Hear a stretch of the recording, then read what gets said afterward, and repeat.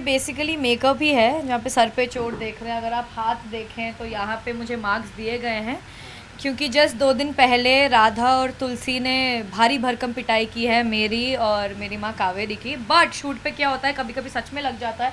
अगर आपको ये मार्क दिख रहा है तो ये रियल मार्क है, जो कि शूट के टाइम पे, क्योंकि डंडे से राधा मार रही थी, तो आप जितना भी केयरफुली कर, चाहे आप करो ना करो, पर कहीं ना कहीं एक्सीडेंटली वो लग ही जाता है। तो जो 4 कैरेक्टर्स हैं हमारे शो के, राधा, दामिनी, कावेरी और तुलसी, हम गिरते पड़ते रहते हैं, हमको लगती रहती है आए दिन। तो आई थिंक अभी तो 1.5 साल हो गया शो को, अब तो आदत सी है हमको ऐसे जीने में। दैट इज़ वेरी ट्रू, क्योंकि बहुत कम ऐसे इंडस्ट्रीज़ होते हैं जो कि मिनिमम 12 आवर की शिफ्ट मांगते हैं, और 12 घंटे तो हम लोग सेट पे काम करते हैं। 12 घंटे से पहले हमें आना पड़ता है रेडी होने के लिए, और 12 घंटे ख़त्म होने के बाद हम लोग जाते हैं। तो यूजुअली हम 13-14 घंटे तो रोज़ काम करते हैं। तो इससे आपकी सोशल लाइफ तो डिस्ट्रॉय हो ही जाती है, बिकॉज आप शूट के बाद टाइम ही नहीं निकाल पाते हो किसी भी चीज़ का। But at the same time I think थोड़ा सा अपना, अगर आप टाइम टेबल बना लो मन ही मन और उसको सुधार लो, तो कहीं ना कहीं आपने थोड़ा सा टाइम निकाल लिया कहीं पे जाने का, आपके 1-2 इम्पॉर्टेंट काम होंगे वो निपटाने का, जिम जाने का, प्रायोरिटी वाइज जिसको जो करना हो। It is difficult definitely, but not impossible. बस थोड़ा सा टाइम मैनेजमेंट अगर आप कर पाओ अच्छे से तो हो जाता है। प्यार मिल रहा है या गालियाँ? बिकॉज सोशल मीडिया पे तो मेरे को बहुत गालियाँ पड़ती है। एक्टिंग में भी yes, thankfully, like I feel very thankful to the universe कि लोगों को मेरा किरदार बहुत पसंद आया है, एंड समवेयर आई होप कि मैं उसको सही से निभा पा रही हूँ।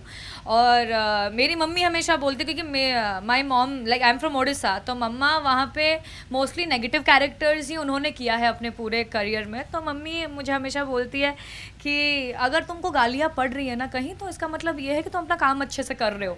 If people hate a villain, then may be he और she is doing a good job. So मैं इस चीज़ को पॉजिटिवली लूँगी। ऐसे ही प्यार बनाए रखें मुझ पर, हमारे कैरेक्टर्स पर, हमारे शो पर, और हमें सपोर्ट करते रहे। डेफिनेटली, मतलब अगर ये सवाल आप मुझे 1.5 साल पहले पूछते, जब मेरी कास्टिंग हुई थी, मैंने मना कर दिया था प्रोडक्शन हाउस को भी, चैनल को भी, कि इट्स अ रॉन्ग कास्ट। मैंने आज तक कभी नेगेटिव का ऑडिशन भी नहीं दिया है। आप कैसे सोचते हो कि मैं इस चीज़ को निभा पाऊँगी? I am going to be very bad. तो जो प्रतीक शाह जी हैं, जो हमारे सीरीज़ डायरेक्टर हैं, उन्होंने मुझे बहुत समझाया था कि नहीं तू कर लेगी, हम साथ में मिलकर कर लेंगे, और वो सब करके मना तो लिया मुझे। लेकिन first 1 week I was very very scared and nervous. पर धीरे धीरे प्रतीक सर मुझे सिखाते गए और मैं करती गई, और उन्होंने सिखाया भी तो किस लेवल पे सिखाया कि दामिनी का एक है कि वो बहुत ऐसे मुंडी घुमाती है अपना सर बात करते करते। तो वो एक छोटे छोटे नुआंसेस भी मुझे प्रतीक्षा जी ने बोला है कि ये लाइन बोलते बोलते ऐसे कर देना, फिर एक ऐसे लुक दे देना, ताकि वो थोड़ा इवलिश लगे स्क्रीन पे। तो कहीं ना कहीं जो सीखा है दामिनी ने, उन्हीं से सीखा है, तो ये पूरा क्रेडिट मैं उन्हें देना चाहूँगी। So thank you for that Prateek sir. और डेफिनेटली मज़ा बहुत आता है, क्योंकि क्या होता है ना, पॉजिटिव कैरेक्टर्स में आपको खेलने के लिए ज़्यादा नहीं मिलता, because usually all are positive characters are either crying, नहीं तो अपने हक के लिए लड़ रहे हैं। But with negative character, specially with a character like Damini, जो कि फ्लिप करती है। अब इस लड़की का कोई भरोसा नहीं है, ये कभी कभी साइकोटिक हो जाती है, कभी कभी मोहन के प्यार में इतना पगला जाती है कि किसी को मरवा दे, कभी कभी बहुत रोमांटिक हो जाती है। तो बहुत सारे लेयर्स प्ले करने के लिए मुझे मिलते हैं, जिसमें मुझे बहुत मज़ा आता है। और कहीं ना कहीं आई बिलीव कि मेरी एक्टिंग की होनिंग और ट्रेनिंग भी हो जाती है, and every day is a new challenge on set. So I think I am very thankful for that part कि they chose me for Damini.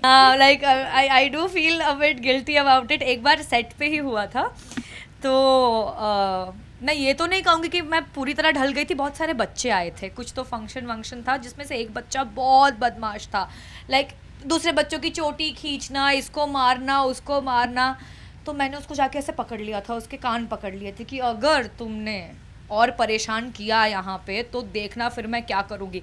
ये ना ऑटोमेटिकली हो गया मुझसे, बिकॉज सभी बहुत चिढ़ गए थे उस बच्चे से। बच्चा भी छोटा सा ही था, मतलब बच्चे तो खेलते कूदते रहते ही हैं, वो नॉटी होते ही हैं, पर ये हो गया। एंड देन आई रियलाइज कि okay this is so Damini, ये तो गलत हो रहा है। मैं अगर रियल लाइफ में ऐसे हो गई तो ख़त्म है बात। तो बट हाँ, जब कभी एक्टर्स एक चीज़ को बहुत ज़्यादा टाइम के लिए निभाते हैं तो कहीं ना कुछ वो आपके अंदर वो रह ही जाता है। आप अपने लाइफ का एक पार्ट अपने कैरेक्टर को देते हो और आपके कैरेक्टर का एक पार्ट कहीं ना कहीं आपके अंदर वो बैठ ही जाता है। रैप वाइज मैंने डिक्शन पे काम किया था काफ़ी हद तक, क्योंकि ये थोड़ा यूपी बेस्ड शो है जहाँ पे लोग बहुत हम वगैरह बोलते हैं, तू मैं इतना ज़्यादा होता नहीं है।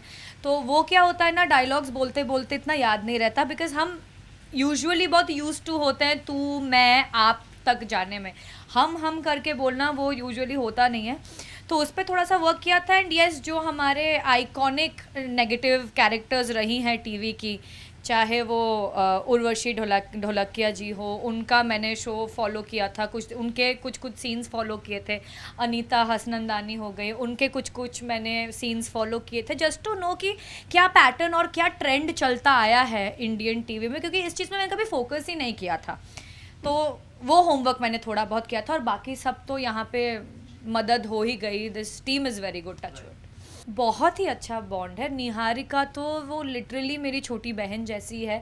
And the best part is कि हम दोनों बंगाली हैं, तो हम बहुत सारे गॉसिप्स कर लेते हैं बंगाली में, जो कि बाकी लोगों को पता नहीं चलता। सो ये हमारे आपस की बात है, हम ऐसे सीक्रेट्स शेयर करते हैं।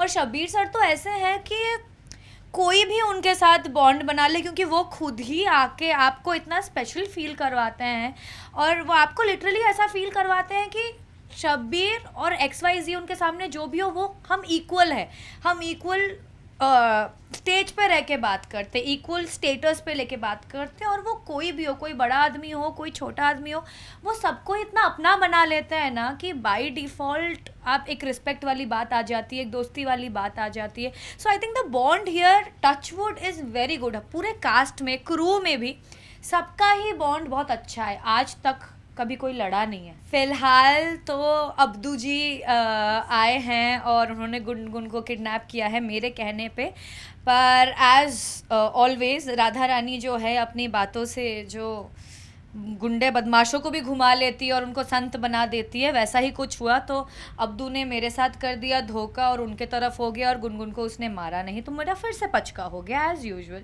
तो अभी मैंने ये प्लान किया है कि क्योंकि मोहन ने एक बार वचन दिया था कि 6 महीने बाद, क्योंकि ज़बरदस्ती की शादी हुई थी राधा मोहन की, तो 6 महीने के बाद वो डिवोर्स कर लेगा राधा को। तो अभी 6 महीने पूरे होने वाले हैं, तो दामिनी ने तो ये किया है कि डिवोर्स पेपर्स मंगवा के वो घर ले आई है, और बहुत बड़ा, जस्ट जहाँ पे मोहन कन्फेस करने ही वाला होता है कि वो राधा से प्यार करता है, दामिनी डिवोर्स पेपर्स ले आती है और बोलती है इस पे साइन करो।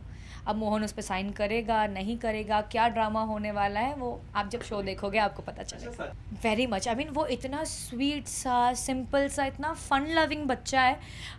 जस्ट अब्दू के एंट्री के पहले हमने महा एपिसोड्स शूट किए थे, शिव शक्ति के साथ हमारा इंटीग्रेशन था, जिसके लिए हम बैक टू बैक शूट कर रहे थे, ओवर टाइम लेके शूट कर रहे थे। यूनिट को एक दिन की छुट्टी नहीं मिली थी, और जस्ट जैसे ही महा एपिसोड ख़त्म हुआ, नेक्स्ट डे से अब्दू की एंट्री हो गई।